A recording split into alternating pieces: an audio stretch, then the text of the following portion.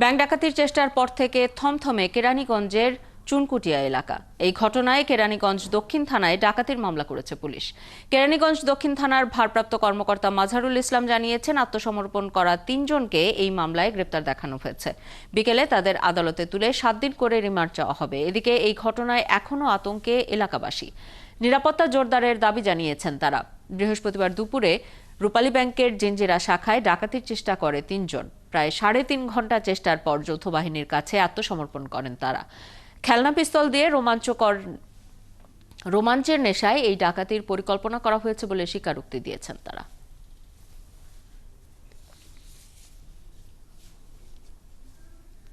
এই এলাকায় আমাদের এলাকায় এই ধরনের ঘটনা কখনো হয়ই নেই, এই প্রথম ঘটনা এটা। ছেলেগুলো আমাদের এলাকার না, আমরা চেহারা দেখি নাই, কিন্তু মনে হয় না যে আমাদের এলাকার বা কিছু। এরা ওদের চেহারাও তো আমাদের দেখায়নি, দেখাইতো তাহলে আমরা বুঝতে পারতাম যে ওরা কারা, কাদের সাথে চলে না চলে, এটা আমরা বুঝতে পারতাম। ব্যাংক ডাকাতির ঘটনার পর কেরানীগঞ্জ এলাকায় নিরাপত্তা পরিস্থিতি কেমন রয়েছে সে বিষয়ে জানাতে ঘটনাস্থল থেকে যোগ দিচ্ছেন সহকর্মী মোহন ইসলাম। মোহন, কাল ব্যাংক ডাকাতির যে ঘটনাটা ঘটলো তারপর এলাকার নিরাপত্তা পরিস্থিতি আজকে কেমন দেখছেন? জড়িত ৩ জনের পরিচয় জানা গেছে কিনা বা আইন শৃঙ্খলা রক্ষাকারী বাহিনী তাদের পরিচয় নিশ্চিত করেছে কিনা, জানিয়েছে কিনা সেটি জানাবেন, এবং তাদের অতীত অপরাধের কোনো রেকর্ড কি আছে? শাওন, আপনি জানেন যে বৃহস্পতিবার অর্থাৎ গতকালের যে ব্যাংক ডাকাতির যে চেষ্টা, সেই চেষ্টায় কিন্তু ব্যাংক কর্মকর্তা একজন মামলা করেছে দক্ষিণ কেরানীগঞ্জ মডেল থানায়। সেটি দস্যুতার মামলা হিসেবেই পুলিশ নিয়েছে।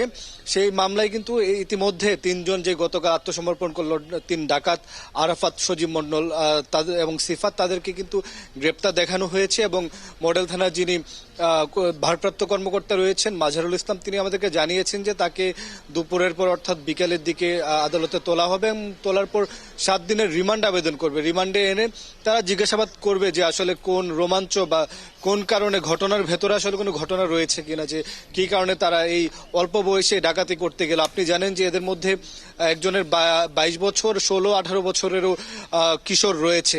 সেই জায়গা থেকে যারা স্থানীয় রয়েছে ব্যাংকের আশেপাশের এলাকার যারা মানুষ, তাদের সাথে আমরা কথা বলেছি। তারা যেটা জানালো যে এলাকার ছেলেরা এরকম করার কথা না, বাইরের থেকে কেউ এসেছে এবং কয়েকদিন হয়তো রেকি করার পর তারা যখন ১টা ৪০-এ ২টি পুলিশ প্রটোকলের মধ্যে যখন ২ বস্তা টাকা আসলো, এর ২০ মিনিট পরে অর্থাৎ ২টার পরে ৩ ডাকাত কিন্তু আপনার সে ব্যাংকে প্রবেশ করে ব্যাংকে যারা কর্মচারী এবং যারা গ্রাহক ছিল তাদেরকে জিম্মি করে ডাকাতির চেষ্টা করে। পরে এলাকাবাসী যখন তাদেরকে আটক করে ফেলে, সে আটকের মধ্য দিয়েই তাদের আসলে আত্মসমর্পণ করতে বাধ্য হয়। আপনি যেমনটা জিজ্ঞেস করছিলেন যে তাদের পরিচয় জানা গিয়েছে কিনা, তাদের পরিচয় আংশিক জানা গিয়েছে। পুলিশ যতটুকু আমাদেরকে জানিয়েছে, এর মধ্যে একজন মাদ্রাসার ছাত্র রয়েছে, একজন বাসের হেল্পার রয়েছে।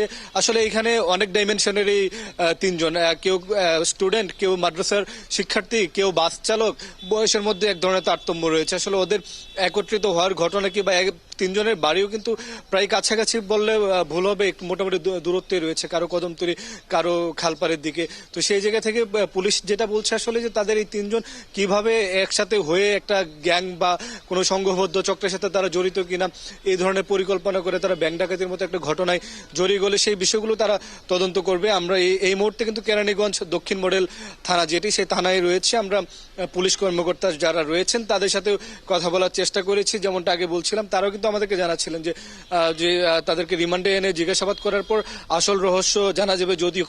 যদিও গতকাল পর্যন্ত তাদের প্রাথমিক স্বীকারোক্তিতে বলা হয়েছে যে তারা এক ধরনের রোমাঞ্চ পরে সেই ব্যাংক ডাকাতি করতে গিয়েছিল এবং পিস্তলগুলো ছিল খেলনা পিস্তল। যদিও তাদের কাছে কিন্তু পিস্তলের বাইরেও অস্ত্র ছিল, চাকু ছিল বা অনেক ধরনের যেগুলো দিয়ে মানুষকে আসলে আহত করা যায় বা আক্রমণ করা যায়, সেই ধরনের অস্ত্র কিন্তু তারা নিয়ে গেছিল। মোটা দাগে পরবর্তীতে নিশ্চয়ই আরো বিস্তারিত তথ্য জানা যাবে।